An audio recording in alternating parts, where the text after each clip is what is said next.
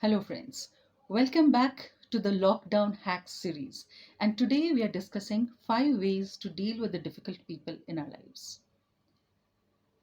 Hi, I am Rohini, and we all are aware we all have difficult people in our lives, right? We all know them, we all live with them, and all the more right now when we are confined in closed spaces with them. So, this is one question which has come up from so many people that I had to address it today. So, first and foremost, the first point is see them for what they are. Now, even if, say, this person is a parent or a sibling or a child, anyone, whoever this person is, let us see that person as they are. Sometimes, if it is a parent, we have a lot of expectations from our parents. They are supposed to be like this, but they are not. They're humans, right? Our children are supposed to be like this. Our siblings are supposed to behave like this.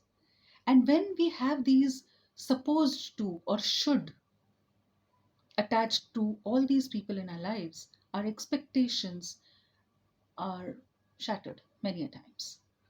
So let us first see that, okay, this is my father who's probably dealing with some pressure, maybe going through a financial problem, which we are, many of us are. So maybe that this is the problem, and perhaps there is somebody who's dealing with an addiction problem, drinking addiction, or some other addiction, and they are not able to deal with themselves. And when they are not able to deal with themselves, they are inflicting their temper or their um, violence on others. So let us first see that this person is what he or she is. Let us not have expectation. See, if you are going to expect love from somebody who has no love for himself or herself, you are not going to receive it. So let us be really realistic over here. Yeah. So this is first point. Second point is, are you going to react or are you going to respond? Now somebody has behaved in a very bad way, said something really nasty, is behaving in certain way that is difficult for you to deal with. Now, are you going to react? Are you going to react with anger, fear, self doubt? Or are you going to respond? So, how will your response be? Maybe silence is, in such cases, the best response because it may not trigger.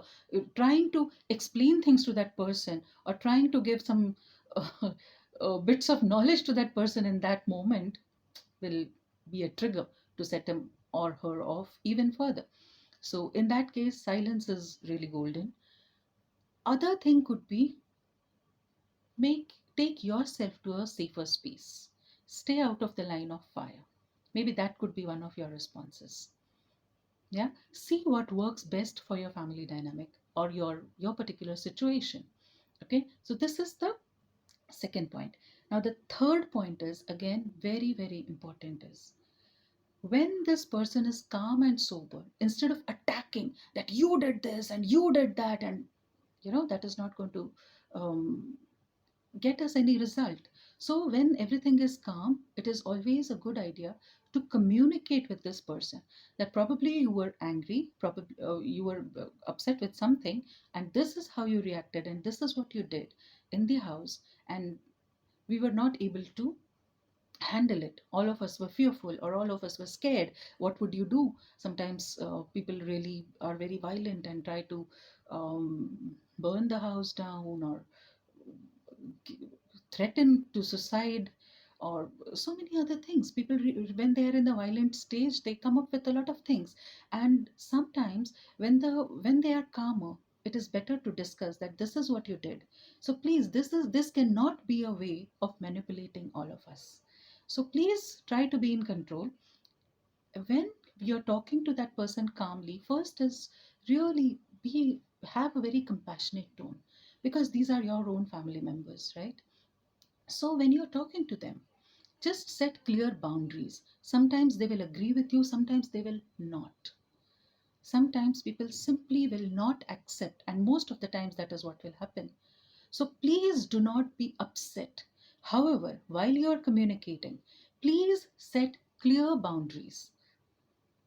Make this very, very clear to them that their violence will not be accepted. And if there is violence, it will meet a consequence. Please state this very, very calmly and be true to yourself. Be very clear with yourself first and foremost. Muster the courage to do that. So, how will you muster the courage to do that? See, there is one point. Before I go on to my next point, I really want to share something with you. A drunk person will always come home and beat up his own wife, not the neighbor's wife. So, know that even in the temper or even in the state of drunkenness, people are aware of what they're doing. They may not have control over themselves, but they know what they're doing and they have enough control to preserve themselves. So please do not be fooled. So remember this, set clear boundaries and consequences, right? The next point is the fourth point. Please work on your own self. That is the most important point. See what this family member's behavior is bringing out in you. Is it bringing out fear in you? Is it bringing out anger in you? Is it bringing out self doubt in you? Please work on it. Whatever surfaces within you, please work on your own self, because you will need all that strength to deal with this person and to deal with your own self. Sometimes, when we see people getting away with violence, it is very tempting to do the same. So, please see what it is that comes up for you and please work on yourself. For working on yourself, we have discussed several times, meditation is one of the best tools.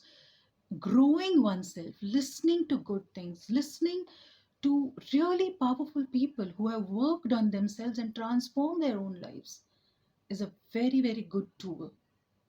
And the last and fifth point is forgive. Forgiveness is very, very, very important, my friends. It may be a little difficult to forgive. Sometimes we may argue that if we forgive, this person will get away with so much. But if we do not forgive, the person who's getting affected the most is you, my friends. Because not forgiving is like holding that hot coal in your own hand and expecting the other person to get burnt. That doesn't happen. So please release that coal. Please release and please become much better person. Hold yourselves to higher standards. Grow and deal with these difficult people in your life. Sometimes it may be required that in spite of repeated requests for change of behavior, if it doesn't come, to preserve yourself, you might have to distance yourself from these people, whoever they are. You can choose to love from distance. So please take decisions very, very wisely, not emotionally. Be very wise. See, weigh all the pros and cons, and then take the best decisions for your own circumstances. Right?